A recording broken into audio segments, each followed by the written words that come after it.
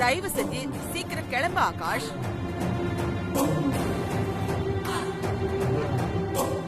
என்ன ஆகாஷ், டைம் ஆகுது, நீ கிளம்பு. ஆகாஷ் போ போ போ போ, எல்லா திங்ஸையும் பேக் பண்ணிட்டு கிளம்பு.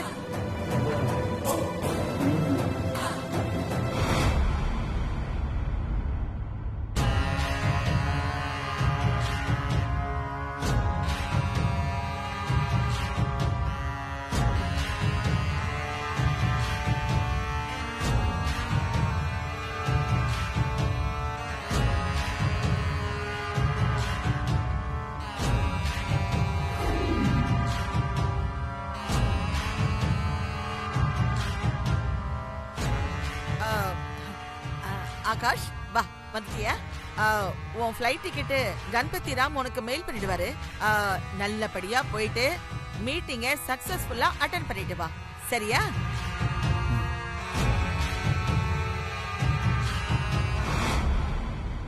அம்மா. என்னப்பா? அடிக்கடி ஹாஸ்பிட்டல் போயிட்டு சித்துவை பார்த்துக்கோங்க. அவன் கண் முழிச்சதுமே உடனே எனக்கு இன்ஃபார்ம் பண்ணுங்கம்மா. சரிப்பா,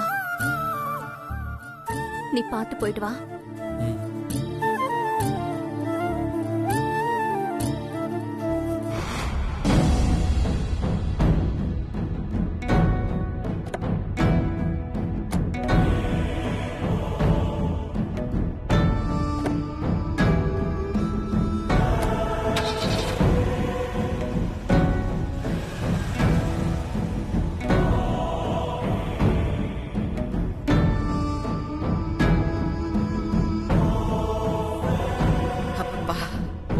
ஆகாஷை இங்க இருந்து அனுப்பியாச்சு.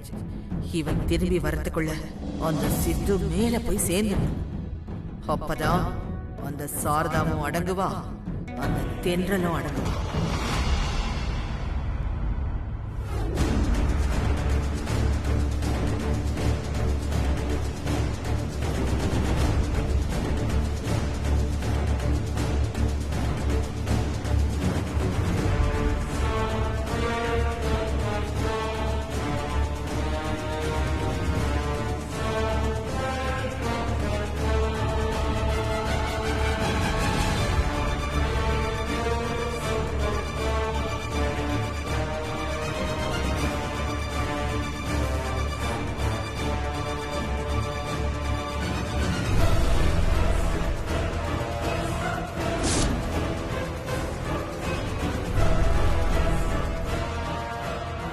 கான்ஸ்டபிள்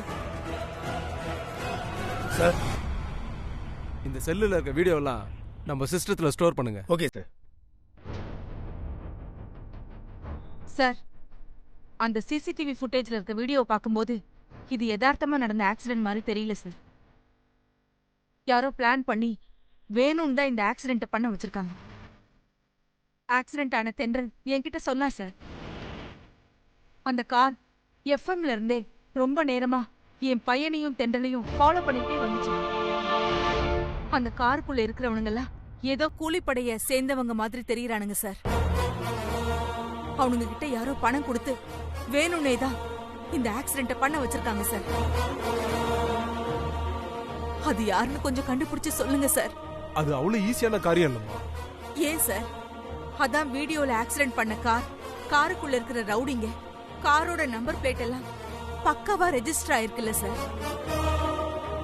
நீங்க அந்த காரோட நம்பர் பிளேட்டை வச்சு இன்வெஸ்டிகேஷன் ஆரம்பிச்சா ஈஸியா அந்த ரவுடிங்களை பிடிச்சிடலாமே சார். அவனுங்களை பிடிச்சி விசாரிக்கிற விதத்துல விசாரிச்சீங்கன்னா அவனுங்களுக்கு பணம் கொடுத்தது யாரு, இந்த ஆக்சிடென்ட் பண்ண சொன்னது யாருன்னு கண்டுபிடிச்சிடலாமே சார். அம்மா, நீங்க சொல்ற மாதிரி எல்லாம் சினிமாலயும் நாடகத்திலயும் தான் நடக்கும். யதார்த்தத்துல குற்றவாளி அப்படிலாம் கண்டுபிடிக்க முடியாதுமா. ஏன் சார் கண்டுபிடிக்க முடியாது? அட என்னம்மா, நீங்க ஒரு ஊராட்சி மன்ற தலைவியா இருக்கீங்க, இந்த விவரம் கூட தெரியாம இருக்கீங்க. இங்க பாருமா, பொதுவா இந்த மாதிரி சம்பவம் பண்ற ஆளுங்கெல்லாம் அவங்க வண்டியில எல்லாம் ஒரிஜினல் நம்பர் பிளேட்லாம் வச்சிருக்க மாட்டாங்க.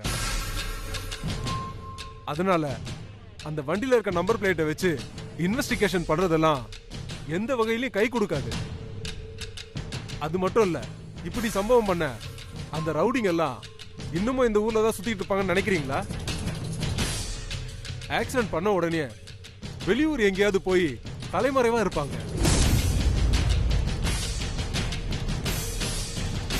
இப்போ அவங்க எந்த ஊர்ல இருக்காங்கன்னு யாருக்கு தெரியும்? என்ன சார் இப்படி சொல்றீங்க? அப்போ இந்த ஆக்சிடென்ட் யாரால நடந்ததுன்னு கண்டுபிடிக்கவே முடியாதா சார்? அப்படின்னு சொல்ல முடியாது.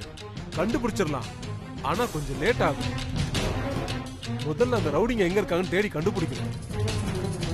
அதுக்கப்புறம் தான் இவங்க யாரு, என்ன நோக்கத்தோட இந்த ஆக்சிடென்ட பண்ண சொன்னாங்கன்றத கண்டுபிடிக்க முடியும். அதுக்காவது கொஞ்சம் டைம் கொடுமா. என்னம்மா, இந்த சிசிடிவி ஃபுட்டேஜை சிஸ்டத்துல ஸ்டோர் பண்ணியாச்சு. நீங்க ஒன்னும் கவலைப்படாதீங்க. இந்த வீடியோல இருக்க ரவுடிங்களோட போட்டோஸ்லாம் நான் எல்லா ஸ்டேஷனுக்கும் அனுப்பி அலர்ட் பண்ணிடுறேன். எப்படியும் அவங்கள கண்டுபிடிச்சிடலாம். அவங்கள கண்டுபிடிச்சதுக்கு அப்புறம் தான் என்னால எதையும் சொல்ல முடியும். இப்ப நீங்க கிளம்பலாம். யோ சார், அந்த லாக்அப்ல இருக்க அக்யூஸ்ட கோர்ட்ல ப்ரொடியூஸ் பண்ணணும். சீக்கிரமா அவனை கூட்டு வாயா. Okay sir.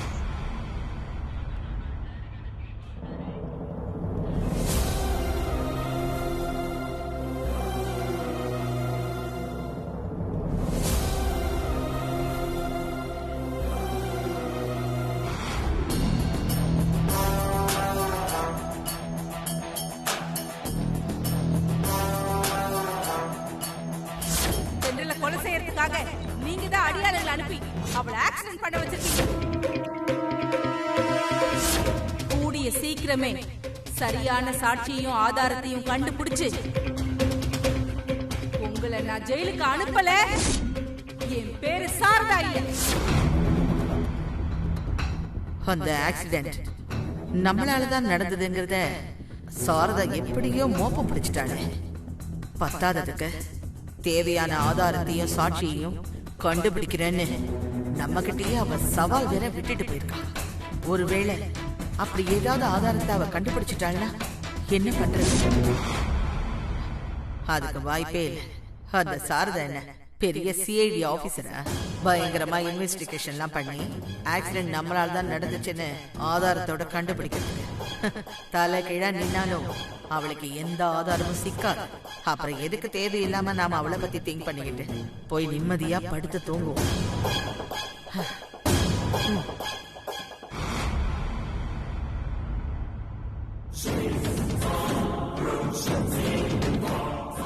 கண்ணா, நீ இன்னும் தூங்கலையா? எனக்கு எப்படிமா தூக்கம் வரும்? ஆனா உங்களுக்கு நல்ல தூக்கம் வருமே. நீ என்ன சொல்றேன்னு எனக்கு புரியல கண்ணா.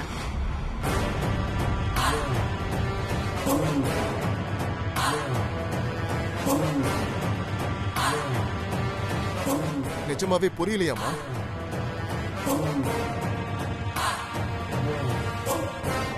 அம்மா, சித்து நான் பெத்த புள்ளமா. அவ இப்ப ஹாஸ்பிட்டல்ல உயிருக்கு போராடிட்டு இருக்கான். அவ அப்படி இருக்கும்போது எனக்கு எப்படிமா தூக்கம் வரும்? அம்மா, சித்து எனக்கு புள்ளனா உங்களுக்கு பேரமா? கண்ணா,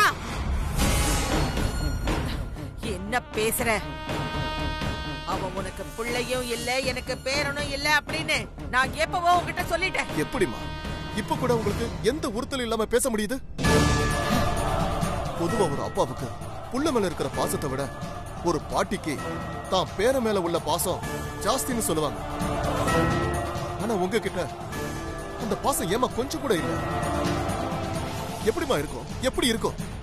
இப்ப சித்து ஹாஸ்பிட்டல்ல இந்த நிலைமைக்கு இருக்கிறதுக்கு காரணமே நீங்க தானே. இத்தனை வயசுக்கு அப்புறமும் நீங்க ஏமா இவ்வளவு வன்மத்தோட இருக்கீங்க? என்ன விட்டா ரொம்ப பேசிக்கிட்டே இருக்க. எதை வச்சு நீ இதெல்லாம் பேசிக்கிட்டு இருக்க? அப்ப அந்த ஆக்சிடென்ட்டுக்கு நான் தான் காரணம்னு அந்த விளங்காத சாரதா சொன்னதை நீ நம்பிக்கிட்டு இருக்கியா? சாரதா சொன்னது மட்டும் இல்லம்மா, அந்த ஆக்சிடென்ட் சம்பந்தமா மாதவி கூட ஒரு முக்கியமான விஷயத்த சொல்லியிருக்கா. என்னது?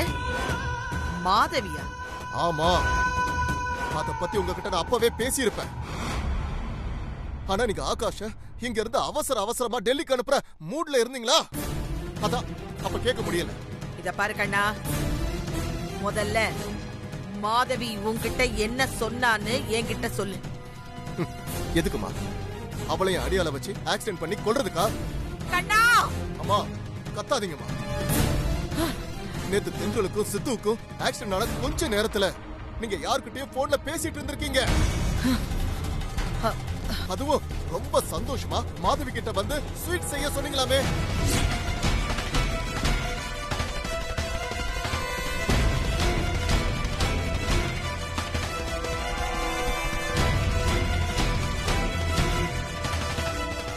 அப்போ நீங்க யார்கிட்ட போன் பேசுனீங்க, என்ன பேசுனீங்க, எதுக்காக போன் பேசி முடிச்சதும் மாதவி கிட்ட சந்தோஷமா ஸ்வீட் செய்ய சொன்னீங்க?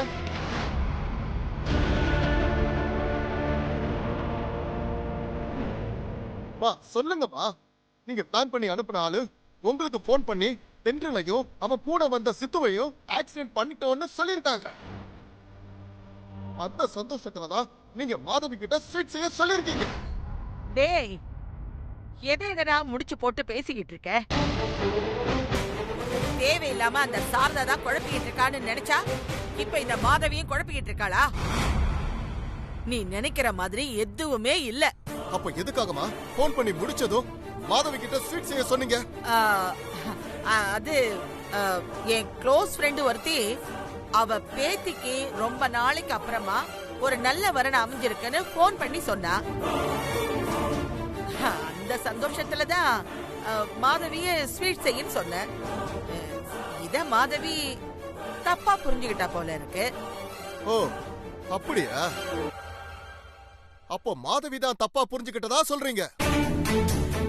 சரி, அப்படியே வச்சுக்கோ.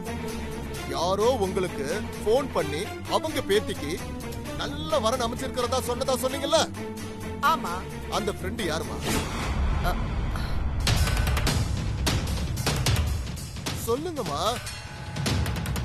அவங்க பேர் என்ன? எந்த ஊரு? சென்னையா, வெளியூரா, இல்ல வெளிநாடா? அம்மா எங்க இருந்தாலும் பரவாயில்ல, அவங்க போன் நம்பரை கொடுங்க.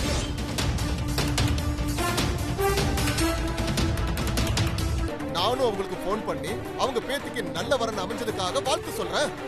இப்ப நீ என்னடா சொல்ல வர்ற? அந்த சாரதா சொன்ன மாதிரி நான் தான் அந்த ஆக்சிடென்ட்க்கு காரணம்னு சொல்ல வர்றியா? சொன்னா சொல்லிக்கோ, எனக்கு அத பத்தி எல்லாம் கவலை இல்ல. வேணும்னா நீயும் அந்த சாரதாவோட சேர்ந்துக்கிட்டு என் மேல போலீஸ் கம்ப்ளைண்ட் கொடு. இதுக்காக வாடா உன்னை நான் 10 மாசம் சுமந்து பெத்த தாய் பேர்லயே போலீஸ் கிட்ட போய் புகார் கொடுப்போ. உன்னை பெத்தத நினைச்சே நான் ரொம்ப பெருமைப்படுறேன்டா, ரொம்ப பெருமைப்படுறேன்.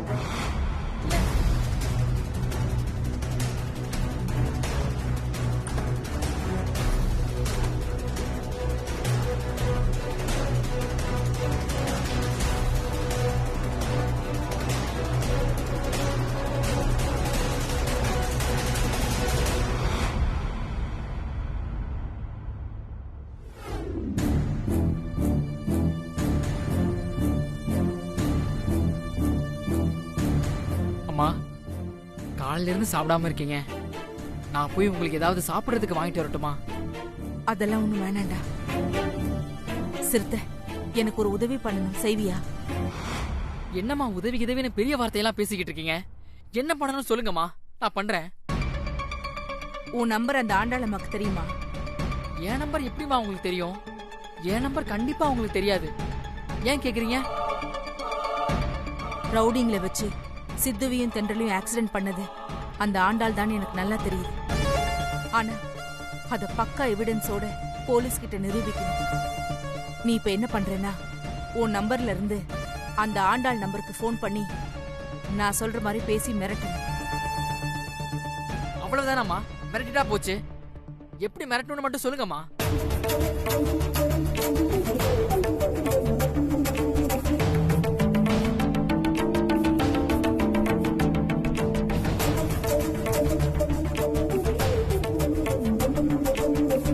சரிங்கம்மா, நீங்க சொல்ற மாதிரியே பேசுறேன்.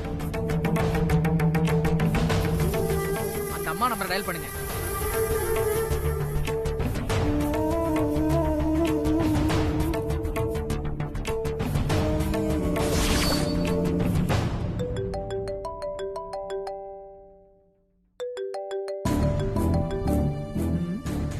யார் நம்புறது? புதுசா இருக்கே. ஸ்பீக்கர்ல போடுறேன். ஹலோ, நான் தாம்மா பேசுறேன். நான் தானா? என்னம்மா நம்பர் புதுசுங்கிறதுக்காக என் குரலையே மறந்துட்டீங்க? நீங்க சொன்ன மாதிரி பக்காவா ஸ்கெட்ச் போட்டு அந்த தெண்டல ஆக்சிடென்ட் பண்ணது மட்டும் இல்லாம கூடவே வந்து அவன் ஃப்ரெண்டையும் ஆஸ்பத்திரிக்கு சேர்த்து அனுப்பிச்சு வச்சிருக்கேனே. என் குரலை மறந்துட்டீங்களேம்மா?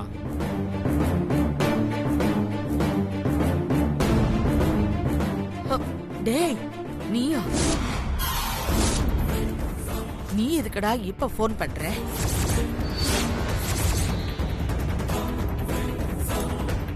வேற எதுக்கு? எக்ஸ்ட்ரா அமௌண்ட் கேட்டுதான். என்னது எக்ஸ்ட்ரா அமௌண்ட்? நான் தான் பேசின அமௌண்ட்டை அப்பவே செட்டில் பண்ணிட்டேன்ல. அப்புறம் என்ன எக்ஸ்ட்ரா அமௌண்ட்? அதெல்லாம் ஒண்ணும் தர முடியாது. போன வைடா. மாமா அவசரப்பட்டு போனெல்லாம் வச்சிடாதீங்க. அப்ப நான் போலீஸ் ஸ்டேஷன்ல சரண்டர் ஆயிடுவேன். என்னது? போலீஸ்ல சரண்டர் ஆயிடுறியா? என்ன மிரட்டுறியா? மிரட்டலம்மா, என் பொருளாதார பிரச்சனையா சொல்லிட்டு இருக்கேன். எனக்கு இன்னும் எக்ஸ்ட்ரா 2-3 லட்சம் ரூபாய் தேவைப்படுது. அத கொடுத்தீங்கன்னு வைங்களேன், நான் சைலண்டா போயிடுவேன். இல்லனா நானாவ போலீஸ் ஸ்டேஷன் தேடி போய் அப்ரூவல் ஆகி அந்த ஆக்சிடென்ட் பண்ண சொன்னதெல்லாம் நீங்க தானே வாக்குமூலம் கொடுத்துருவேன்.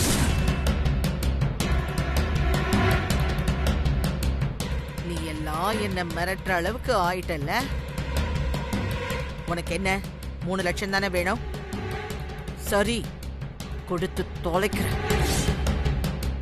எங்க வந்து வாங்கிக்கிறேன்னு சொல்லு.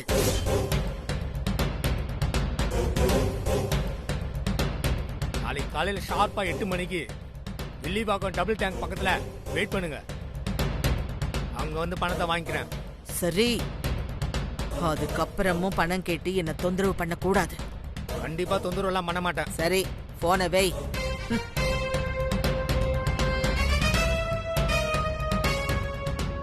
அம்மா, அப்ப நீங்க சந்தேகப்பட்ட மாதிரி நிஜமாவே அந்த ஆண்டாள் அம்மா தான் ரவுடிங்களை வச்சு இந்த ஆக்சிடென்ட் பண்ணிருக்காங்கம்மா. இப்போ கன்ஃபார்ம் ஆயிடுச்சுல்ல? இனிதான் இருக்கு அந்த ஆண்டாளம்மாக்கு.